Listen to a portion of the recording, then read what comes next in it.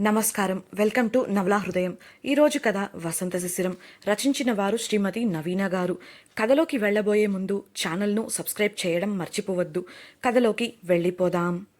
మరుసటి రోజు టెర్రస్పై వర్కౌట్ చేస్తున్న వసంత్ ఏదో కావాలని అడిగినట్లు కిచెన్లో పనిచేస్తున్న శిశిరకు చెప్తుంది నిర్మల. సరే అని చెప్పి అతను అడిగిన మంచినీళ్లను తీసుకొని టెర్రస్ పైకి వెళ్తుంది శిశిర. పైన పెంట్ హౌస్కి ముందున్న స్థలంలో వ్యాయామం చేస్తూ కనిపించాడు వసంత్. వ్యాయామం వల్ల అతను వేసుకున్న టీషర్ట్ తడిచిపోయి శరీరానికి అంటుకుపోగా అతని విశాలమైన ఛాతీ, దృఢమైన శరీర ఆకృతి బాగా తెలుస్తున్నాయి. అప్పుడే ఉదయిస్తున్న సూర్యుని కాంతి అతని శరీరంపై పడి అతని ముఖం మరింత ప్రకాశవంతంగా మారింది. అతన్ని అలా చూసిన శిశిర ఆమెకు తెలియకుండానే అతని వైపు ఆకర్షించబడింది. అంతలోనే నేనేం చేస్తున్నాను అనుకుంటూ తల దించేసుకుంది. అలాగే వెళ్ళి అతనికి కాస్త దూరంలో నిలబడింది. అప్పటికే అతని వ్యాయామం పూర్తిగా కావడంతో ఆమె దగ్గరకు వెళ్లిన వసంత్కు నీళ్ల బాటిల్ని అందించింది శిశిర. అతను దాన్ని తీసుకోగానే వెనుతిరిగింది. ఇదంతా ఆమె తలదించుకొని ఉండి చేయడంతో గమనించాడు వసంత్. వెళ్తున్న ఆమెను చెయ్యి పట్టుకొని ఆపేశాడు. అతను అలా చేయడం శిశిరకు ఇబ్బందిగా అనిపించింది. అయినప్పటికీ నెమ్మదిగా అతని వైపుకు తిరిగి తడబడుతూ మీకు ఇంకా ఏమైనా కావాలా అని అడిగింది.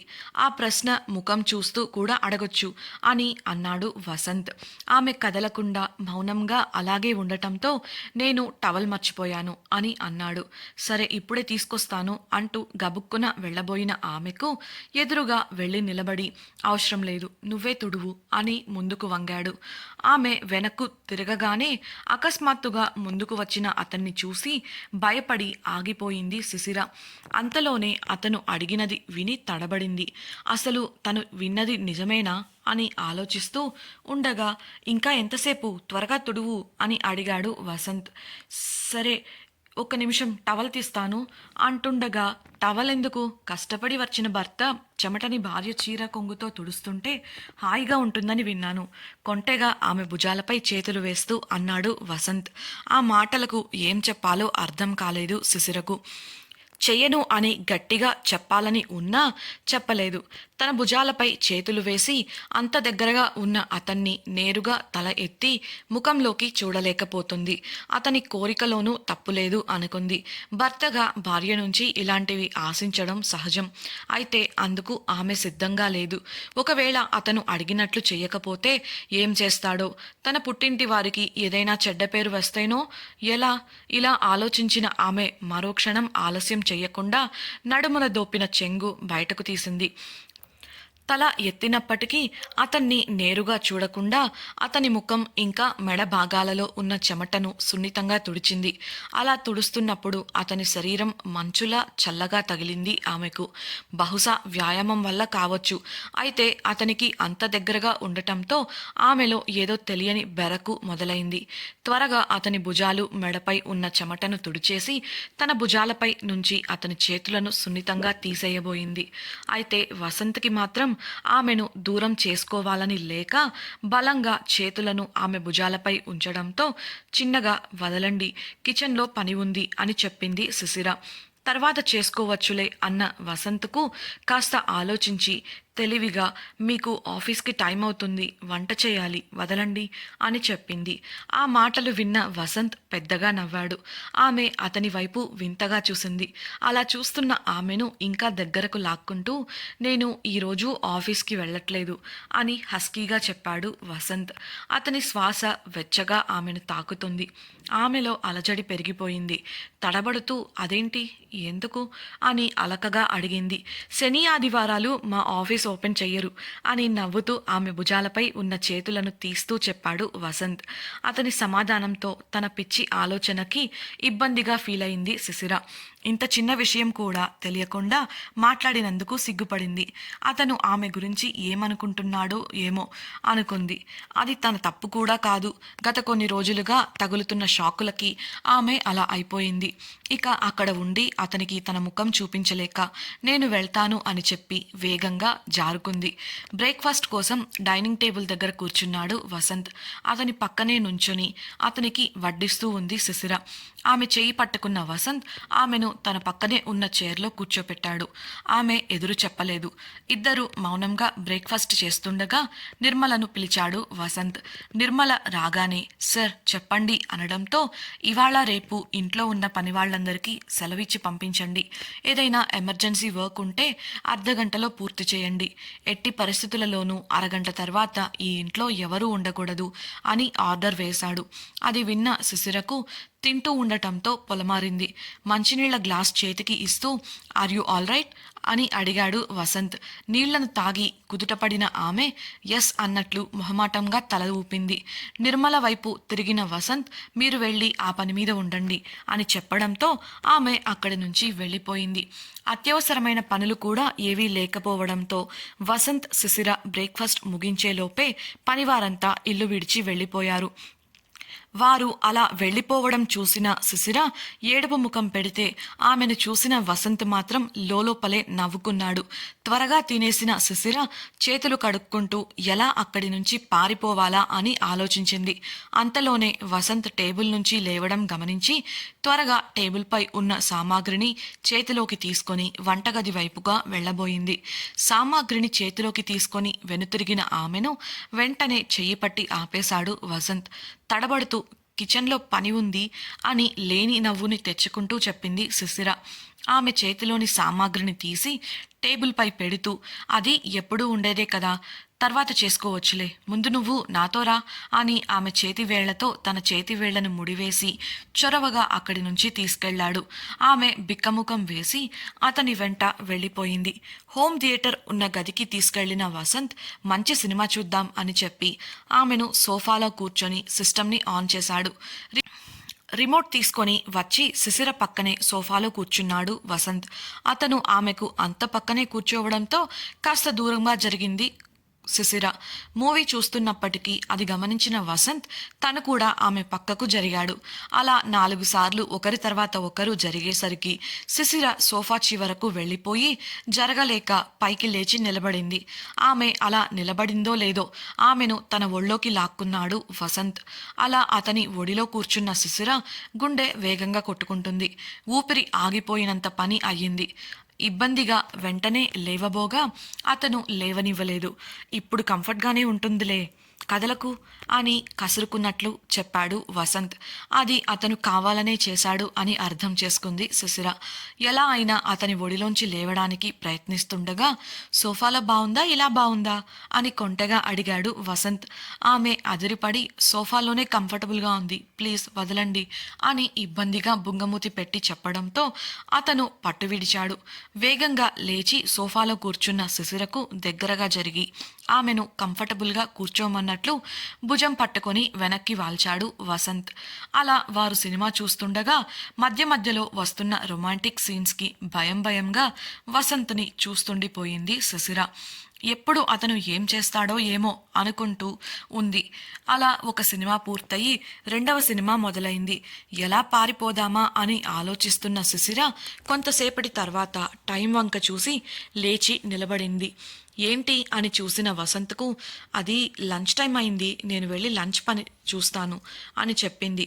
సరే నేను కూడా హెల్ప్ చేయడానికి వస్తాను అంటూ లేచిన వసంత్తో లేదు నేను చేసేస్తాను అని శిశిర చెప్పినా వినని వసంత్ నీ అంత ఎక్స్పర్ట్ని కాకపోవచ్చు కానీ పెళ్ళానికి సాయం చేయగలిగిన సామర్థ్యం నాకుంది అంటూ ఆమె బుగ్గగిల్లి వంటగది వైపుకు కదిలాడు. గదిలో వంట చేసేటప్పుడు కూడా వసంత్ ఆమెకు దగ్గరయ్యే అవకాశాలను ఒక్కదాన్ని కూడా వదులుకోలేదు. అతని ప్రవర్తనకి అటు ఎదురు చెప్పలేక ఇటు సంతోషపడలేక తిప్పలు పడుతూనే ఎలాగో వంట పూర్తి చేసింది శిశిర. ఇద్దరు కూర్చొని భోజనం చేసేశారు. ఆమె టవల్ ఇచ్చినా ఆమె చీర కొంగుకి తడి చేతిని తుడుచుకుంటున్న వసంత్ పని ఫినిష్ చేసుకొని వెళ్ళి రెస్ట్ తీసుకో అని చెప్పి తన గది వైపు వెళ్ళిపోయాడు. అమ్మయ్యా అని నిట్టూర్చిన శిశిర వేగంగా వంటగదిలో అన్నింటినీ సర్దేసి బ్రతుకు జీవుడా అంటూ తన గదికి పారిపోయింది. గదిలో బెడ్పై వాలిపోయిన శిశిర మనసులో దేవుడా ఏంటిది, అసలు నాకేంటిది అంట, నాకు నచ్చినవన్నీ ఎంజాయ్ చేసే టైం ఇవ్వకుండానే లాగేసుకున్నావు, కనీసం ఇప్పుడు కూడా టైం ఇవ్వవా, నేను మనిషిని అనుకుంటున్నావా మెషిన్ని అనుకుంటున్నావా చేస్తావా? ఇలాంటి రాత రాసేటప్పుడు మనసెందుకు ఇచ్చి చచ్చావు? ఇచ్చినా సున్నితంగా ఎందుకు పెట్టావు? ఏ రాయిలానో ఉక్కులానో ఇవ్వాల్సింది కదా. నువ్వు ఆడినట్లు ఆడేదాన్ని. ఛీ, నా జీవితం అని తనను సృష్టించిన దేవుడిని కూడా కలిపి తిట్టుకోవడం మొదలుపెట్టింది. అలా కొంతసేపు తిట్టుకున్న తర్వాత టైం చూసిన శిశిరకు, ఛీ, నా లైఫ్ ఈ టైం కూడా సరిగా గడవడం లేదు. నేను వచ్చి కేవలం గంట మాత్రమే అవుతుంది. త్వరగా శనివారం ఆదివారం గడిచిపోవచ్చు కదా అని అనుకుంటూ ఉండగా తన గది డోర్ తట్టినట్లుగా మ్రోగింది. అయ్యయ్యో, ఇప్పుడేం చెయ్యాలి అని కంగారు పడింది శిశిర. కంగారుతో అటూ ఇటూ తిరుగుతుంది కానీ డోర్ మాత్రం తీయలేదు. గది బయట ఉన్న వసంత్కి ఆమె కాళ్ల పట్టీల శబ్దం వినిపించడంతో ఆమె మేల్కొనే ఉంది అని అర్థమై నవ్వుకుంటూ, నువ్వు నిద్రపోలేదని తెలుసులే కానీ డోర్ నువ్వు తీస్తావా నన్ను తీయమంటావా అని అడగడంతో ఆమెకు వేరే దారి లేక తల కొట్టుకుంటూ వెళ్ళి డోర్ తీసింది. సారీ, ఇప్పుడే బాత్రూమ్ నుంచి బయటకు వచ్చాను అని చెప్పి కవర్ చేయడానికి ప్రయత్నించింది. మీకేమైనా కావాలా అని అమాయకంగా అడిగిన శిశిర మాటలను పట్టించుకోకుండా గదిలోకి వచ్చి డోర్ లాక్ చేశాడు వసంత్. నవ్వుతూ, నాకు నిద్ర పట్టలేదు, నీతో కాసేపు ముచ్చట్లు పెడదామని వచ్చాను అని చెప్తూ, ఏంటి నీ రూమ్ ఇంత వేడిగా ఉంది అంటూ చొక్కా గుండీలు తీయడం మొదలుపెట్టాడు. ముందు డోర్ లాక్ చేయడం, ఇప్పుడు చొక్కా గుండీలు తీయడంతో ఆమె మనసులో నా పని అయిపోయింది, ఏం చెయ్యాలి అని బిక్కముఖం పెట్టేసింది. అలా చొక్కాని పూర్తిగా తీస్తూ తన వైపే వస్తున్న వసంత్ని చూసిన శిశిర అదిరిపడింది. అతని శరీరంపై ఉన్న బనియన్లోంచి అతని దేహదారుఢ్యం ప్రస్ఫుటంగా తెలుస్తుంది. కళ్ళు తిప్పుకోలేని శరీర సౌష్ఠవం అతనిది. ఆమె ఒక్కో అడుగు వెనక్కి వేయడం మొదలుపెట్టింది. ఆమె గోడను చేరుతుండగా అమాంతం ఆమెను చేతులలోకి ఎత్తుకున్న వసంత్ బెడ్పై పడుకోబెడుతూ, నీతో ఇలాంటి ఏకాంతాన్ని అస్సలు వదులుకోవాలని లేదు అని ప్రేమగా చెప్పి ఆమె పైకి చేరిపోయాడు. ఆమెలో కంగారు తారాస్థాయికి చేరుకుంది. ఆమె ఈ బంధానికి సిద్ధంగా లేదు. ఆమెకు నాకిష్టం లేదు అని పెద్దగా అరవాలని ఉన్నప్పటికీ అలా చేస్తే అతను ఏమైనా చేస్తాడేమో అన్న భయంతో వస్తున్న ఏడుపుని దిగమింగుకుంటుంది. ఆమెపై పూర్తిగా వాలిన వసంత్ ఆమె కళ్ళల్లోకి ప్రేమగా చూస్తూ ఆమె పైట కొంగును లాగేశాడు. వెంటనే తన ఎదకు చేతులను అడ్డుపెట్టుకుంటూ కళ్ళు గట్టిగా మూసుకుంది శిశిర. భర్త మనసెరిగి నడుచుకో అంటూ తల్లి చెప్పిన మాటలను ఆదర్శంగా తీసుకున్న శిశిర తనకు ఇష్టం లేకపోయినప్పటికీ అతన్ని ఆపాలనుకోలేదు. ఏం చేస్తాడో అన్న భయం, తనకు నచ్చకుండా ఇలా జరుగుతుంది అన్న బాధ ఎదిరించలేకపోతున్నందుకు తనపై తనకే కోపంతో మంచంపై కొయ్యలా నిస్సహాయంగా బిగుసుకుపోయింది.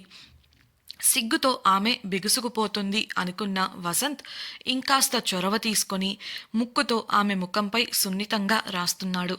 అతను అలా చేస్తుంటే అతని వెచ్చని ఊపిరికి ఆమెలో ఏదో అలజడి మొదలైంది. కానీ పైకి ఆమెలో ఎలాంటి కదలిక లేదు. ఆమె అంతరాత్మ రెండు ఆత్మలుగా విడిపోయి, ఒకటి అతనికి చేరువై భార్యగా తన ధర్మాన్ని పాటించి అతనికి సుఖాన్ని అందించు అని అంటుంటే, మరొకటి వద్దు, ఇద్దరి ఇష్టం మీద జరిగేదే ప్రేమ, నీకు ఇష్టం లేదు కాబట్టి ఆ విషయం చెప్పి అతన్ని ఆపమంటుంది.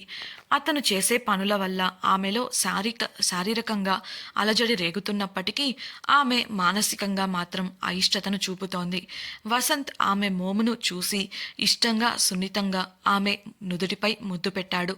అతని ఒక చెయ్యి ఆమె భుజం చుట్టూ ఉంటే మరో చెయ్యి సుతారంగా ఆమె నడుము వంపును మీటుతోంది.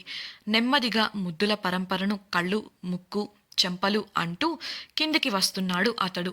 శిశిర మనసులో మాత్రం రెండుగా విడిపోయిన అంతరాత్మ యుద్ధం చేసుకుంటూనే ఉంది. అంతలో వసంత్ ఆమె పెదవుల దగ్గరకు చేరుకున్నాడు. వసంత్ చెప్పిన మాటలకు, మీకు కావలసింది అదేగా అంటుంది శిశిర ఆమె చెవిలో కొంటెగా. నాకు కావాల్సిందేంటో చెప్తే చేస్తావా శిశిర అని ప్రేమగా అడిగాడు వసంత్. అతని వంక అయోమయంగా చూసింది శిశిర. వసంత్, శిశిర ఒక్కటవుతారా? శిశిర అంతరాత్మ చేసే యుద్ధంలో ఏ నిర్ణయం గెలుస్తుంది? వసంత్ ఆమెతో ఏం చెప్పాడు? అతనికి కావాల్సింది ఏంటి? వసంత్కి కావాల్సిందేంటో చెప్పాక శిశిర అందుకు ఒప్పుకుంటుందా? తెలుసుకోవాలనుందా? అయితే మన ఛానల్ను సబ్స్క్రైబ్ చేసి వసంత శిశిరం రాబోయే ఎపిసోడ్స్ని తప్పకుండా వినేయండి. మీకు ఈ వీడియో నచ్చినట్లయితే లైక్ చేసి మీ సన్నిహితులతో షేర్ చేసి వారికి కూడా మరింత వినోదాన్ని కలిగించండి. మీ అభిప్రాయాలను మాతో పంచుకోవడం కోసం కమెంట్ సెక్షన్లో పొందుపరచగలరు. ఇట్లు మీ నవలా హృదయం team. Thank you for listening.